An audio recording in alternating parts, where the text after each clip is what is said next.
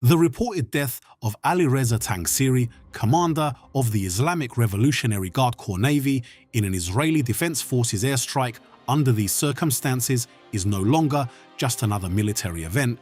It is increasingly revealing a clearer strategic logic in how Israel conducts its confrontation with Tehran. Sources suggest that Tel Aviv is reportedly no longer focusing on destroying infrastructure or traditional military targets, but is shifting toward a decapitation approach, eliminating key individuals within the command system. In this view, targeting a figure like Tangsiri, who is closely associated with the strategy of controlling the Strait of Hormuz, is seen as a direct blow to Iran's ability to coordinate power rather than merely removing a commander.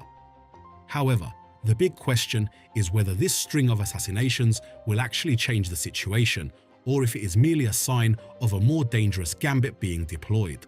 As attacks become increasingly precise and audacious, many analyses suggest this may be part of a long-term strategy where people, rather than territory, are the central targets of the war.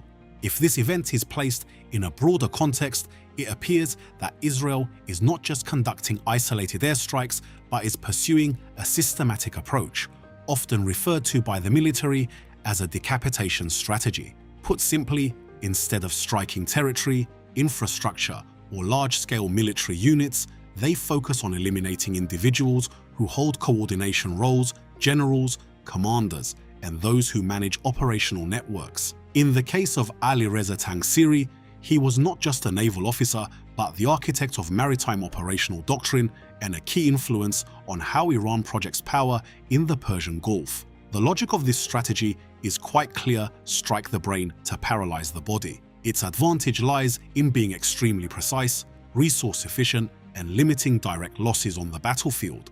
Instead of deploying tens of thousands of troops or launching a total campaign, a single strike on the right target can create a chain effect throughout the enemy's command system.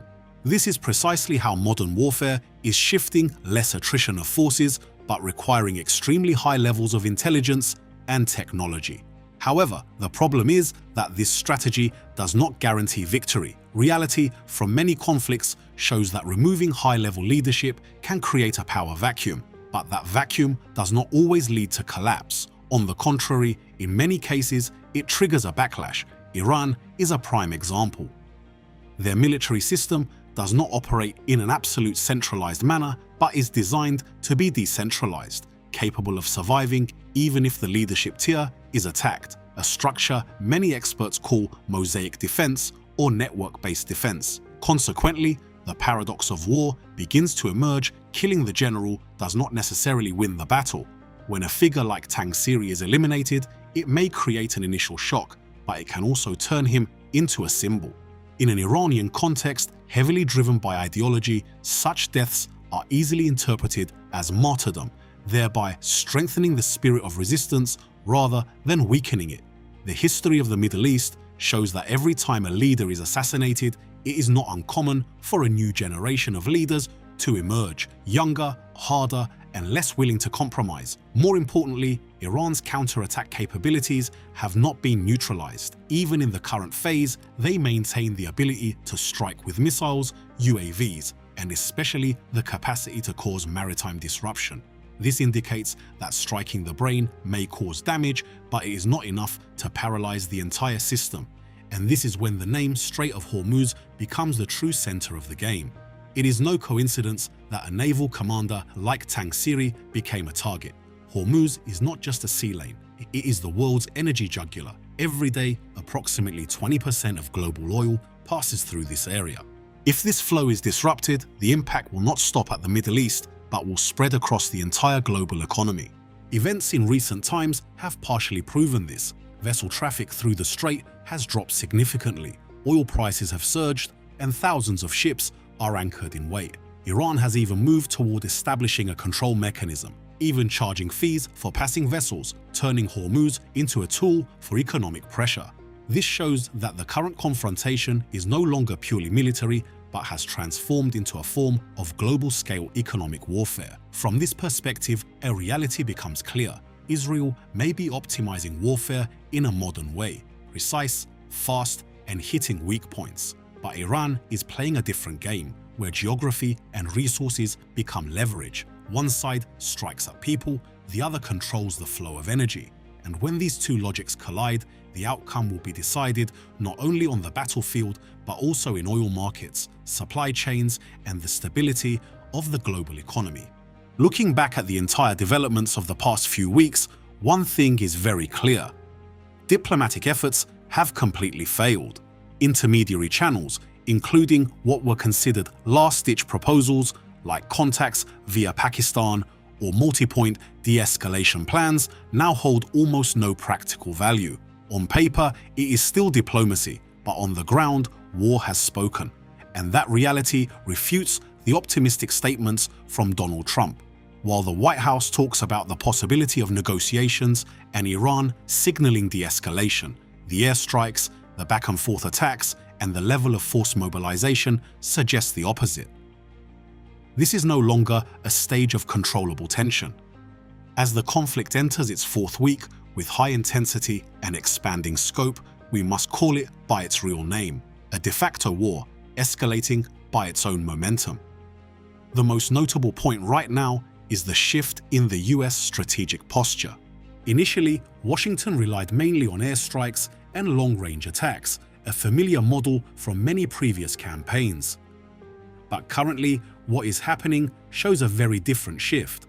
The Pentagon has begun bringing in forces that, in essence, are not for deterrence, but for seizure. Specifically, the preparation to deploy units like the 82nd Airborne Division, a rapid response force capable of airborne insertion in a very short time, along with Marine Expeditionary Units, MEU, is a very clear strategic signal. These are units designed to seize objectives and hold ground, not just stand outside to apply pressure. As the total number of US troops in the region nears 60,000, this force structure begins to look more like a complete offensive spearhead than a defensive posture. In other words, the US is crossing a very important red line, moving from limited warfare using firepower to the capability of conducting ground war. And once this line is crossed, turning back becomes much harder because both political and military costs skyrocket. But the vital question is, if not to conquer all of Iran, a task nearly impossible in the short term, then what is the real objective? The answer likely lies in a small point on the map that holds immense strategic value: Karg Island.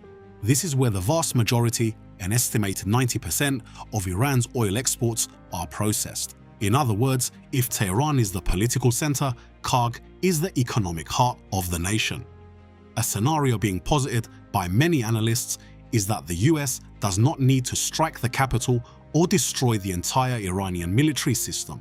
Instead, they only need to hit the cash flow. If they can seize Karg and keep the oil export infrastructure intact, Washington could turn this place into a powerful lever. Either Iran concedes at the negotiating table or it loses its economic lifeblood. However, the problem is that Iran is not a passive opponent.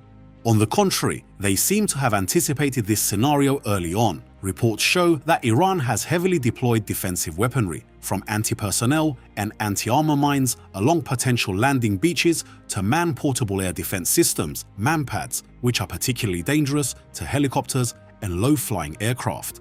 Alongside these are suicide UAVs, and especially the advantage of distance from the Iranian mainland to Karg is only a few dozen kilometers, close enough for short-range missile systems to fire continuously. This creates a very unfavorable scenario for any landing force. Once US soldiers set foot on the island, they must not only face localized defenses, but are also under constant threat from the mainland, where Iran can replenish firepower almost limitlessly in a short time. The risk of being surrounded and depleted in a piece-by-piece fashion is very real. The danger lies in the fact that both sides have reasons to believe they cannot back down.